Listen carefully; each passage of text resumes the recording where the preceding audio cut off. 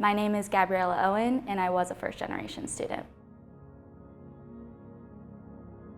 It kind of means being a pioneer in your own family, so modern day you're not really thinking about being a pioneer because everything is pretty much established, but there are roads within your family that haven't been trekked through, and so it's kind of like you're on a journey on your own, but you have someone behind you that's supporting you, and you have a goal ahead of you, so that's what it means to me, and it kind of is exciting because you're hoping that you're not the last. So you're the first, but hopefully not the last.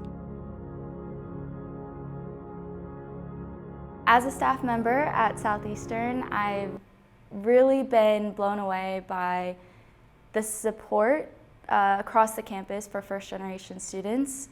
I went to a different university that was much larger, and I really felt like I was a number there, unfortunately, like 1 in 400 students in a lecture hall. So my experience wasn't really personalized, and that meant that my first generation journey was kind of looped into everyone else's, and I had some holes there. So working here at Southeastern, I can really tell that the staff and the faculty are joined together in the efforts to support first generation students, and that's really cool to see. So while I am at Southeastern, I currently handle a lot of our email marketing and our communications to incoming and current students. Specifically, a resource that I think is very intentional for first generation students is our Friar Ready process. If you're not familiar with it, basically they want you to be fully prepared before you get to campus and know exactly what is expected of you. Specifically, what I'm referring to is the financial piece of Friar Ready, because I think first generation students really lack that financial literacy and that expectation of, hey, you're gonna come to school now and it's not gonna be free anymore, like you're gonna have a bill to pay. But we want you to know that before you get here, and we want you to have a plan and a mentor to help you get there. So that is not something that I had when I was at my university, and now I'm able to do that with incoming students and see the impact it's making, and I know that it's gonna definitely help them be successful.